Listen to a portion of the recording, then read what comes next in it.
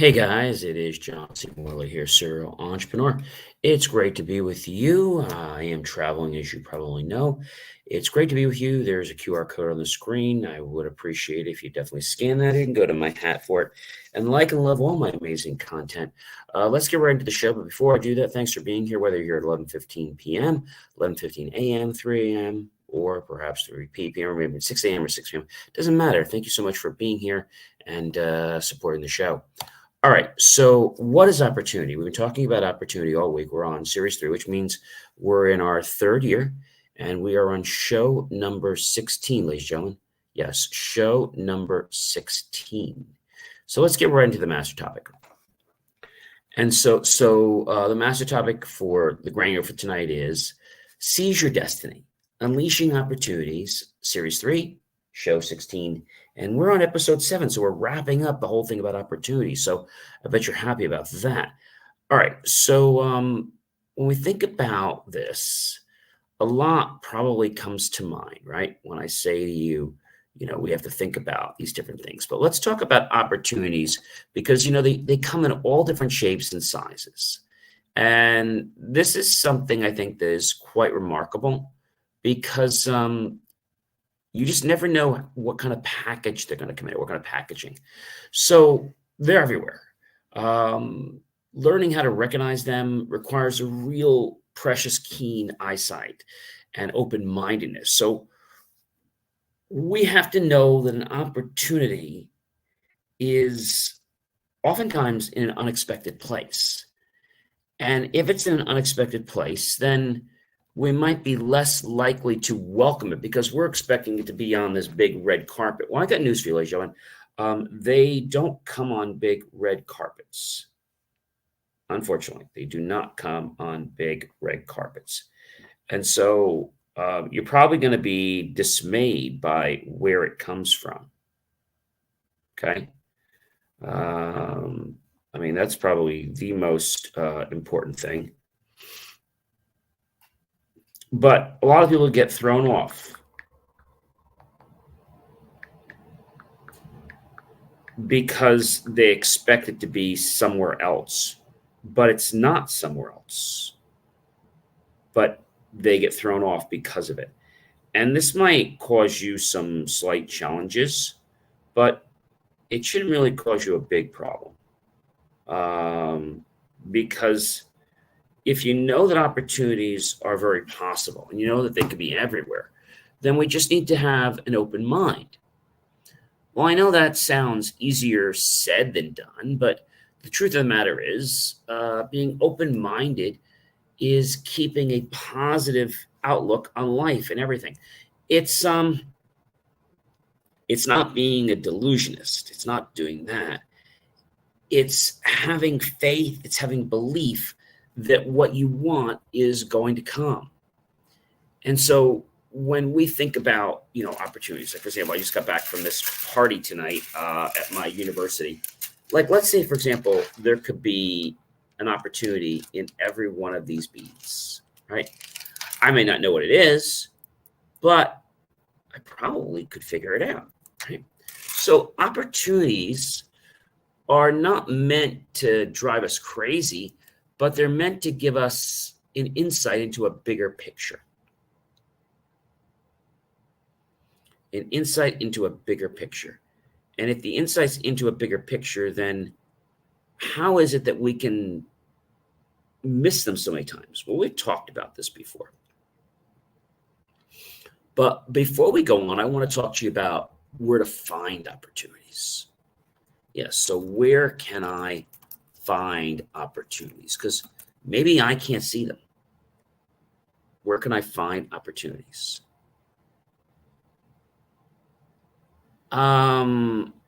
Opportunities can be in networking with people. It can be in general socializing. It can be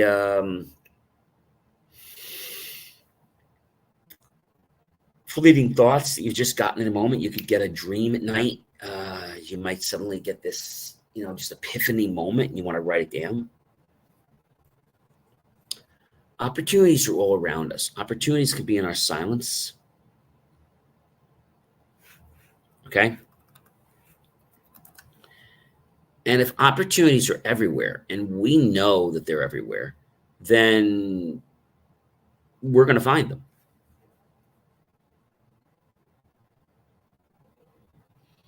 Remember, an opportunity is something that might appear to be a challenge when we start out.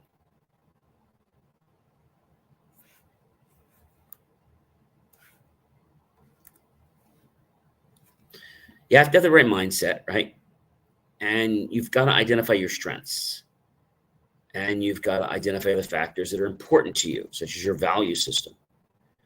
You have to prepare and you have to take action. So when you see something you like let's give an example. Like maybe you go to a store, for example, and let's see, they have all this display, but suddenly you notice they have chocolate caramel taffy, which maybe is one of your favorites.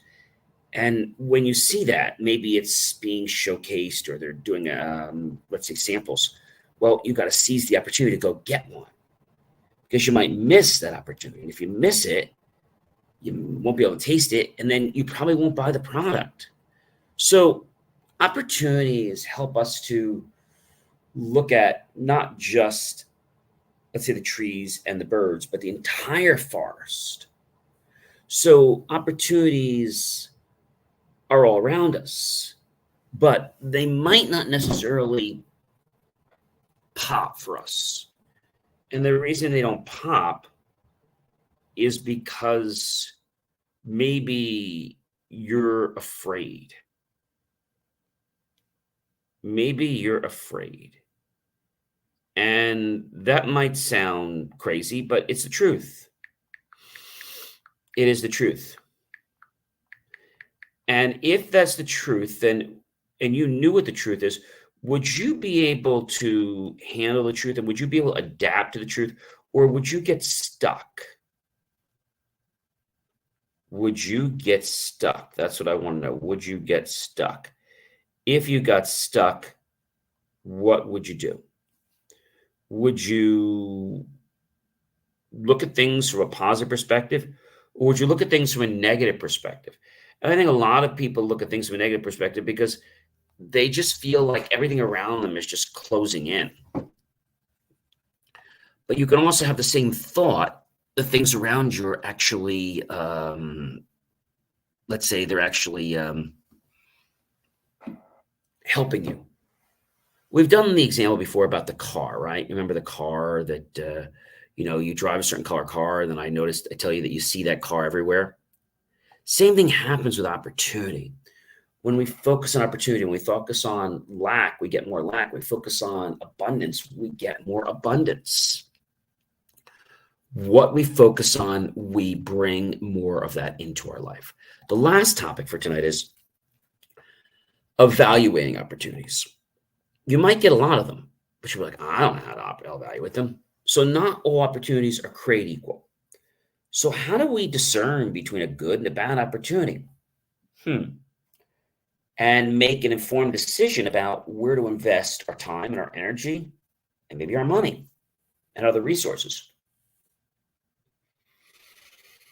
It comes down to the fact that if you're picking an opportunity because it aligns with who you are, that could be job, that could be relationship, that could be just general daily things you do for fun.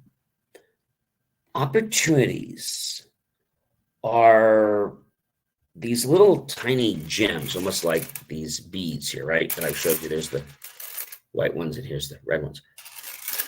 They're almost like these gems, and these gems can pop. You guys, have you ever seen fireworks before, right? So fireworks, when you have them, they're small, but when you light them, they pop all over the place.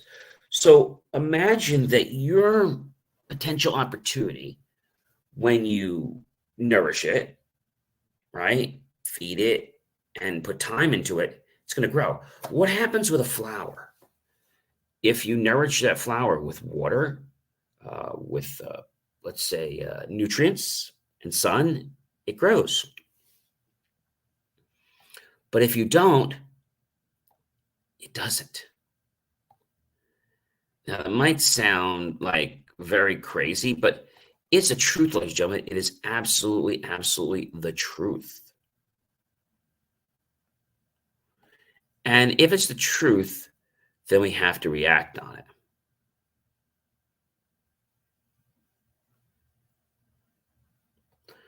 So you react on something because of the way you feel. If you were, let's say, outside and you heard the sounds of the ice cream truck. Now, we had an ice cream truck by us in South Jersey that didn't ring the bell, like ding, ding, ding, ding, to let the kids everybody know that the ice cream truck's here. Well, it was called Lucky Leo's ice cream, and they play a song in South Jersey.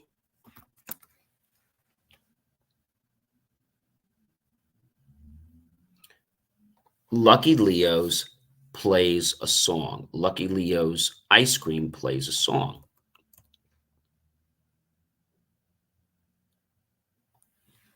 That's pretty neat that Lucky Leo's plays a song, but it's different than just the bell. It's different than the bell. And they serve ice cream.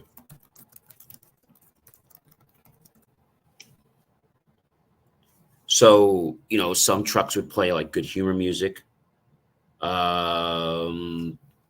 They play this turkey. It's called Turkey in the Straw. It was originally recorded by a man named Harry C. Brown and released in 1916, according to the Smithsonian.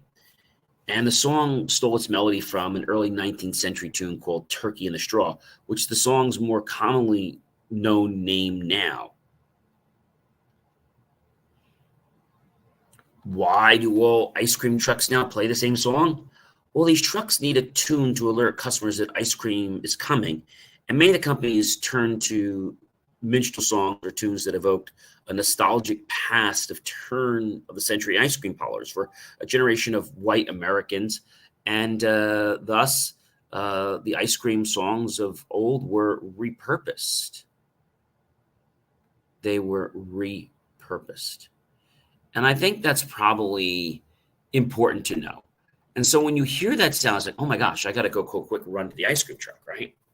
I can't tell how many times it would be in the day, and all of a sudden, like, oh, no, the ice cream guy's here. Can I have money? Can I get ice cream? Yeah, sure. So you'd hear the music is coming in, but I knew that he was going to go down, have to turn around, and then he would stop me, and I'd be right outside there, have my money, and I'd always think about, what I want to get, and they'd have the truck, they have all these different things, and they have so many different things. One of the things I used to like was the, I think it was called the Rocket Pop, which was basically vanilla and chocolate ice cream.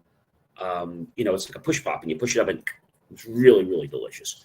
So I seized that opportunity. If you want to get a degree, and the time for you to do it is now, not later. If you want to ask somebody out, the time is not later, the time is now.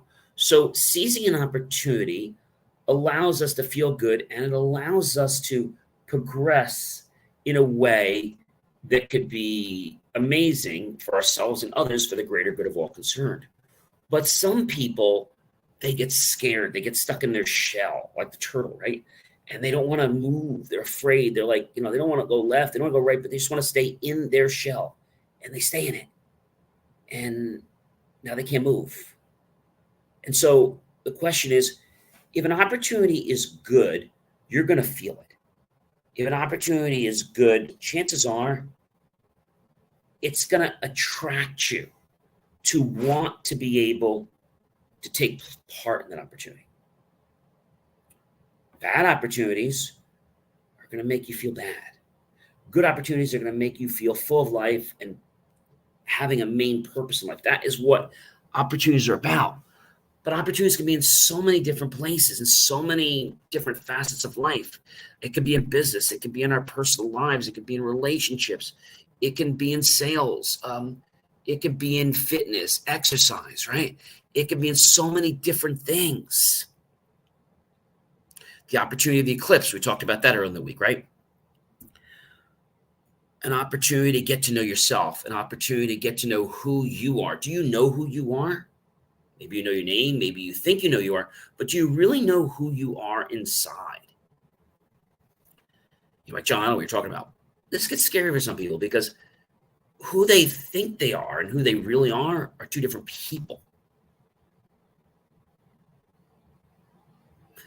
And I said before that we can't change the future if we stay how we are. Just like Albert Einstein said, the definition of insanity is doing the same thing over and over again, expecting different results. So if we do the same thing over and over again and we get the same results, that's great. But if we're expecting different results, that's insanity. Ladies and gentlemen, I'm John C. Morley, serial entrepreneur. It's been a privilege, been a pleasure, been an honor to be just below, ladies and gentlemen. I really would appreciate it if you would do that. And I'm going to catch you guys on another show real soon. All right. Have a fantastic night, and we'll catch you tomorrow. Be well.